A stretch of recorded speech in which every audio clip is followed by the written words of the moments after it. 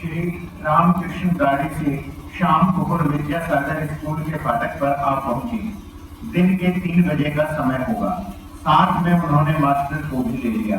राखाल तथा अन्य 2 एक भक्त गाड़ी में हैं। आज बुधवार 15 नवंबर 1882 कार्तिक शुक्ला पंचमी है। गाड़ी चितपुर रास्ते से किले के मैदान की ओर जा रही है।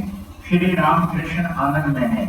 मत वाले की तरह गाड़ी से कभी इस ओर तथा कभी उस ओर मुख करके बालक की तरह देख रहे हैं और पथिकों के संबंध में भक्तों से बातचीत कर रहे हैं। मास्टर से कह रहे हैं, देखो सब लोगों को देखता हूँ, कैसे निम्न दृष्टि के हैं, पेट के लिए सब जा रहे हैं, ईश्वर की ओर दृष्टि नहीं है।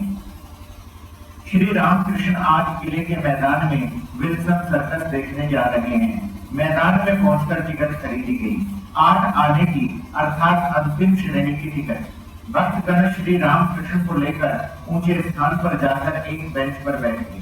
श्री रामकृष्ण आनंद से कह रहे हैं, वाह, यहाँ से बहुत अच्छा दिखता है। सर्कस में तरह तरह के खेल काफी देर तक दिखाई गए। गोलाकार रास्ते पर घोड़ा दौड़ रहा है। घोड़े की पीठ पर एक पैर पर मेन खड़ी है। फिर बीच बीच में सामने बड़े बड़े लोहे के चक्र रखे हैं। चक्र के पास आकर घोड़ा जब उसके नीचे से दौड़ता है तो मैं घोड़े के पीठ से कूदकर चक्र के बीच में से होकर फिर घोड़े की पीठ पर एक पैर पर खड़ी हो जाती है। घोड़ा बार बार तेजी के साथ उस गोलाकार पथ पर दौड़ने लगा। मैं भी फिर उसी प्रकार पीठ पर खड़ी है। सर्कस समाप्त हुआ।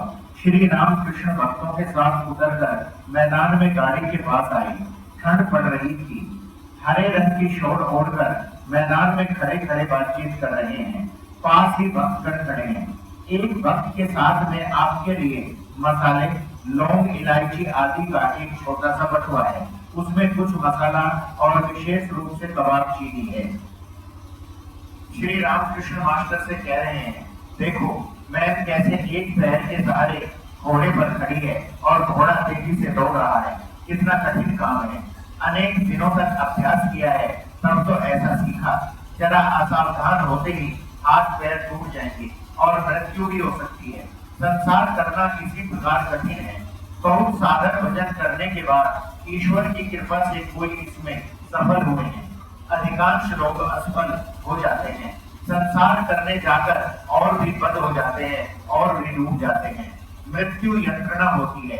जनक आदि की तरह किसी ने उग्र तपस्या के बल पर संसार किया था। इसलिए साधन भजन की विशेष आवश्यकता है, नहीं तो संसार में ठीक नहीं रहा जा सकता। श्री रामकृष्ण गाड़ी पर बैठे। गाड़ी बाग बाजार के पशुपाड़ा में बलराम के मकान के दरवाजे पर आ खड़ी हुई। श्री रामकृष्ण भक्तों के साथ 2 मंजिले पर बैठकर घर में जा बैठे। सायंकाल है, दिया जलाया गया है। श्री रामकृष्ण सर्कस की बातें कह रहे हैं। अनेक भक्त एकत्रित हुए। उनके साथ ईश्वर संबंधी चर्चा हो रही है। मुख में दूसरी कोई भी बात नहीं है, केवल ईश्वर की बात। जाति भेद के संबंध में चर्चा चली। श्री रामकृष्ण बोले, एक उपाय से जाति भेद हो सकता है, वह उपाय है भक्ति। भक्तों के जाति नहीं होती। भक्ति होने से देह, मन, आत्मा सब शुद्ध हो जाते हैं। गौर निताई हरिनाम देने लगे और चांडाल तक सभी को गोद में लेने लगे। भक्ति न रहने पर ब्राह्मण ब्राह्मण नहीं है। भक्ति रहने पर चांडाल चांडाल नहीं है। अस्पृश्य जाति भक्ति के होने पर शुद्ध पवित्र हो जाती है। श्री रामकृष्ण संसार बद्ध जीवों की बात कर रहे हैं। वे मानो रेशम के कीड़े हैं। चाहे तो कोष को काट कर निकल आ सकते हैं, परंतु काफी कोशिश से कोष बनाते हैं, छोड़कर आ नहीं सकते, इसी से मरते हैं। फिर मानो जाल में फंसी हुई मछली जिस रास्ते से गई है उसी रास्ते से निकल सकती है, परंतु जल की मीठी आवाज और दूसरी मछलियों के साथ खेल कूद इसी में भूलकर रह जाती है। बाहर निकलने की चेष्टा नहीं करती। बच्चों की अद्भुत बातें मानो जल का लोट का मीठा शब्द है।